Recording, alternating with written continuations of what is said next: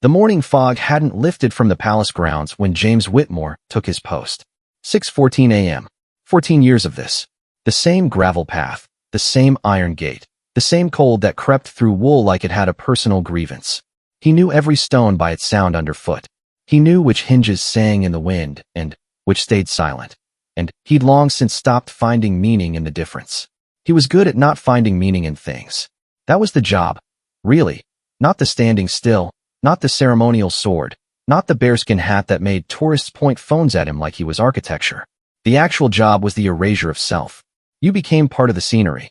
You learned to be wall, to be gate, to be post. You did not have opinions. You did not have mornings. You were the uniform, and the uniform was you, and that was enough. James had believed that for a very long time. His wife Carol had stopped believing it about 3 years in. She'd said so on a Tuesday, standing in their kitchen in Clapham with a dish towel folded over her arm like she was about to perform surgery. You've forgotten how to be a person, James. He'd laughed, because what else do you do with something that precise? She hadn't laughed. The dish towel stayed perfectly folded. He'd known, watching her face, that she'd been holding that sentence for months, saving it, waiting for him to give her an opening. He hadn't given her one. He was good at that too. She left the following April. He worked overtime through the summer. He told his mother it was a mutual decision. His mother, who'd known Carol since she was 19 and had always preferred her to James in every metric that mattered, had simply said, "Oh, James," in a tone that contained a whole biography of disappointment. That was 3 years ago. He was fine now. He was always fine. Fineness was also part of the job.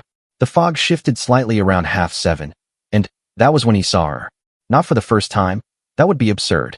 He'd seen Queen Camilla dozens of times. Hundreds, maybe.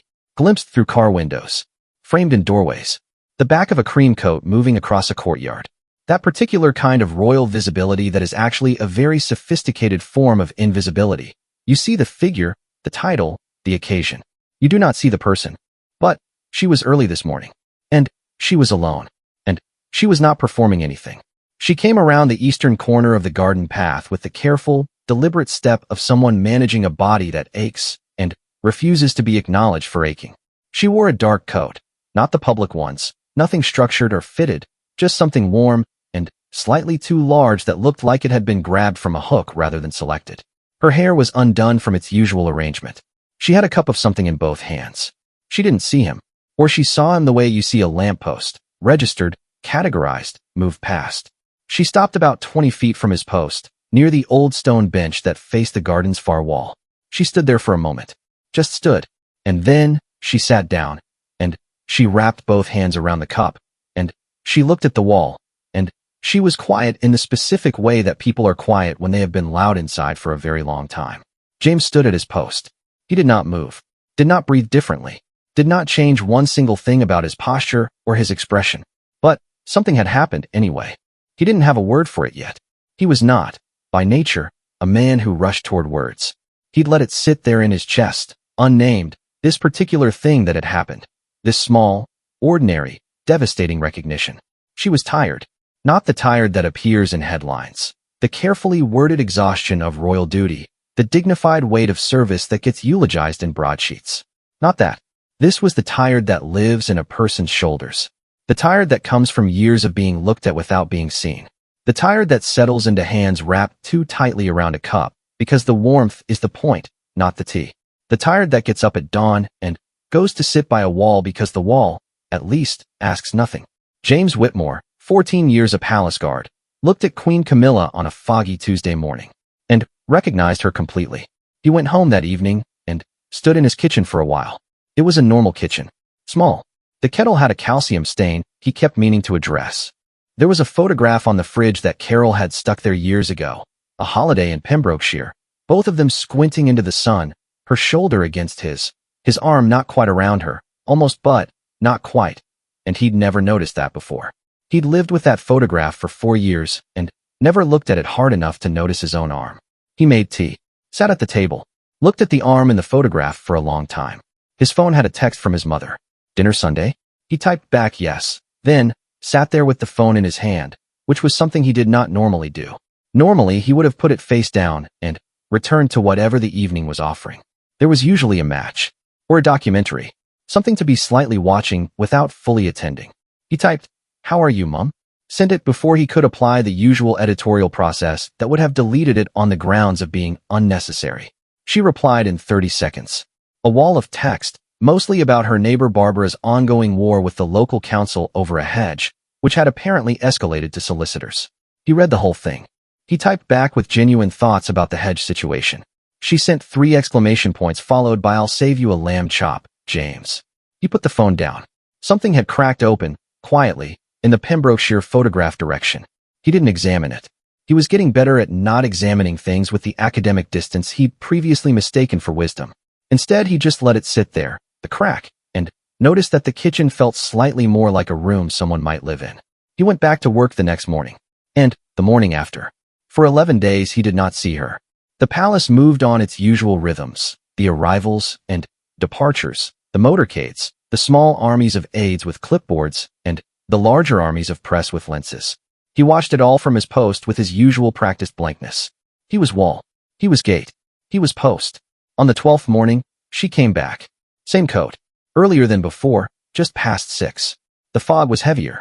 She had her cup again, and she took the same bench, and she sat the same way, and she looked at the same wall, and James stood at his post, and felt the same nameless thing shift in his chest like furniture being moved quietly in the next room.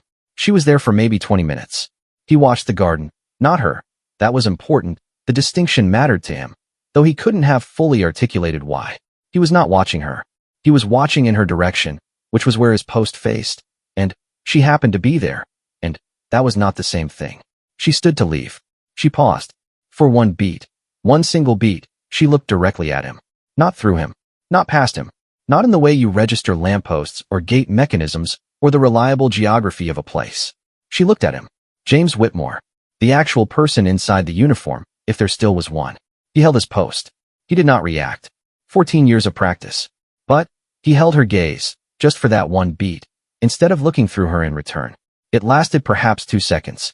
She walked back inside. James exhaled slowly into the morning fog, and it occurred to him, fully, in language, not just as the unnamed thing in his chest, that he had been doing exactly what he'd accused himself of doing in Carol's kitchen. What Carol had said in the dish towel speech. What his own arm in the Pembrokeshire photograph had been saying for 4 silent years. Present, not present. There, not there. The difference between witnessing someone and actually seeing them was a distance you could spend your entire life crossing and never quite arrive. He'd seen her. For 2 seconds, on a foggy morning, he'd simply seen her. And something about the way she'd looked back told him that it mattered. Not romantically, not transgressively, none of that. It mattered in the way that being genuinely witnessed by another human being always matters, regardless of all the structures and distances and titles arranged to prevent exactly that. It was a conversation that contained no words. It was also the most honest conversation James Whitmore had been part of in 3 years. He told his mother about it on Sunday over the lamb chops. Not the looking. He would not have known how to narrate the looking without it becoming something it wasn't. He told her about the tiredness, about recognizing it, about standing at his post and seeing, for the first time in 14 years, that the person in front of him was a person. His mother put down her fork. She was 67, his mother. Margaret Whitmore, née Sullivan, of Galway originally and Clapham eventually, who had cleaned offices and raised 2 sons and buried a husband and made better pastry than anyone James had ever met. She had a face that had conducted a lifelong campaign against unnecessary softness and had, in doing so, arrived at a kind of bedrock warmth that was more reliable than sentiment. She was not a woman who cried at things. She was a woman who handed you tea when you were crying at things and didn't make you feel ridiculous about it. She looked at her son across the table. "You know," she said, "I've read things about how she gets on, the adjustments she's had to make, getting older in front of everyone, and people deciding who she is before she opens her mouth. That's a particular kind of loneliness." James nodded. "You've got that too," his mother said. It wasn't unkind. It was just Margaret Whitmore locating the truth of the matter and placing it on the table next to the lamb chops without fanfare. Not the same way, not the same stage. "But you've been deciding who you are in advance for a long time now." He was quiet for a moment. "Carol used to say." "I know what Carol used to say." Carol was right. Margaret picked up her fork again. "The nice thing about being right is that it keeps. You can still act on it. Doesn't have to be Carol specifically. Just act on it." James looked at his plate. The guard thing, he said. The whole, training yourself out of reactions. I thought it was professionalism. It is professionalism. It's also bleeding into the rest of you. Yeah, she confirmed, like she was closing a case. He helped with the washing up afterward. He stayed until 8.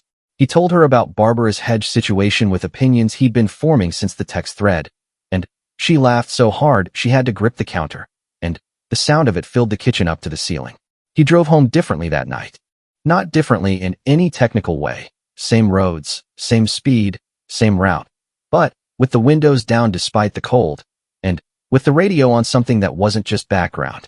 The next week, a journalist published a piece. He never knew who the source was. It wasn't him. He hadn't spoken to anyone outside his mother, and he would sooner eat his ceremonial sword than compromise the post. But someone had spoken, and the piece ran in one of the Sundays, and it described, in careful and not unkind terms, what various household staff had observed over the past months. Queen Camilla, it said, had been taking early morning walks in the garden, alone, before the day's schedule began, before the aides arrived with their clipboards and the correspondence with its weight, and the 1,000 daily requirements of being who she was. The piece didn't call it grief, exactly. It circled around it. It mentioned the past years, the losses, the seismic adjustments, the specific quality of being both in the foreground of the nation's attention and entirely unseen within it. Sources describe a woman navigating, it said, the impossible math of public life and private grief. James read it on his phone on his lunch break, standing near the staff entrance with a sandwich going slowly cold in his other hand. He thought about the cup held in both hands. The way warmth is the point, not the tea. The palace released a short statement the following day. Measured, dignified, expressing that Her Majesty remained committed to her duties and was grateful for continued public support. All the correct formal notes, struck cleanly. And then, 3 days later, something slightly less expected. A photograph appeared on the official accounts. Not a formal portrait, not an engagement photo. Taken somewhere in the gardens, morning light, soft and unspectacular, of Camilla sitting on a bench, cup in hand, looking at nothing in particular. Looking, actually, very much like a person. The caption said simply, "Morning." James saw it on the way home from his shift. He stood on the tube platform and looked at it for a long time. The internet had done what the internet does, thousands of responses, the usual spectrum from profound to performative, arguments in comment sections about what it meant politically, what it said about the institution, what she was signaling, what was being managed or packaged or projected. None of them were wrong, exactly. That was the thing about public figures. The readings were all technically available, all plausible, all partial. But James had stood 20 feet from that bench on 11 mornings, and he knew something the comment sections didn't. She'd been cold. She'd been tired.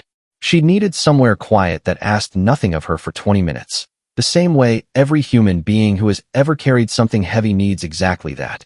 He pocketed his phone, got on the tube, stood with the commuters in their ordinary weary silence, all of them carrying the weight of their particular lives, the Tuesday morning tiredness that belongs to everyone, to cleaners and commuters and queens that no title inflates and no ceremony reduces. He thought about what it costs to be seen, what it costs to allow it. He'd spent 3 years in the erasure of himself, calling it professionalism, calling it fine, believing that the performance of solidity was the same thing as actually being whole. He'd stood at posts in the rain and told himself the rain wasn't happening. He'd watched his own arm in a photograph for 4 years and never noticed it wasn't quite around her. He got off at Clapham, walked the long way home, past the park where he and Carol used to walk on Sundays when they were still the kind of people who did that. The trees were doing something in the evening light, that specific autumn thing where the color is almost wrong, too saturated, like the world is showing off slightly before it lets everything go. He stopped and looked at them for a while. This was new, the stopping. Or old. Maybe. Something from before 14 years ago, something prior to the uniform, some earlier James who'd stood in front of autumn trees and let them do their thing without filing them under scenery, noted, moved on. He called his brother that night. First time in 7 months. His brother, David, 3 years older, lived in Edinburgh, built software, had 2 kids James barely knew, picked up on the second ring, and said, "Bloody hell, is everything all right?" Which told James everything he needed to know about how long he'd left it. "Everything's all right," James said. "I just wanted to call." A pause. The kind of pause that does a lot of work. "Right," David said. "Well, good. Another pause. How's the job? I saw something, James said. At work. Reminded me that people are people. David waited. I've been a bit of a ghost, James said. For a while. Yeah, David said. A bit. He wasn't unkind about it either. It was a family trait, apparently, the ability to locate the truth and place it down without making it a wound. Yeah, a bit. That was plenty. They talked for an hour and a half. About the kids, Rosie, who was 7 and had recently become impossible about mushrooms in any form, and Tom, who was 10 and had opinions about Formula One that David described as frankly exhausting. About their mother's hedge situation, which David had also been updated on via text thread and had equally strong views about.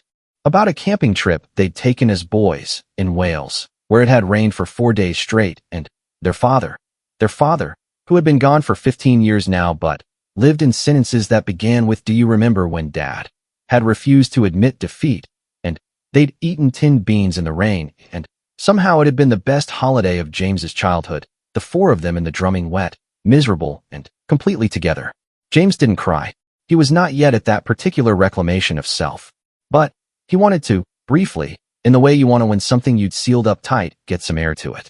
He told David he'd come up at Christmas. David said, I'll believe it when I see it.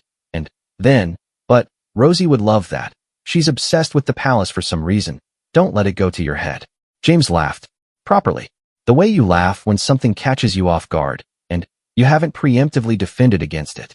He went to bed and lay in the dark for a while, thinking about mornings and benches and cups held in both hands for warmth, and how the things we do to survive the weight of who we're supposed to be are often the same across all the distances we construct between ourselves. He thought about a photograph captioned simply mourning, and the particular courage of letting yourself be seen, just slightly, just enough, not performing it, not engineering it, but simply allowing it, the way the light comes through whether you've arranged for it or not. He closed his eyes. Tomorrow, 6 a.m. The same gravel, the same gate, but he would be a slightly different person standing at it. That was enough. That was, actually, everything.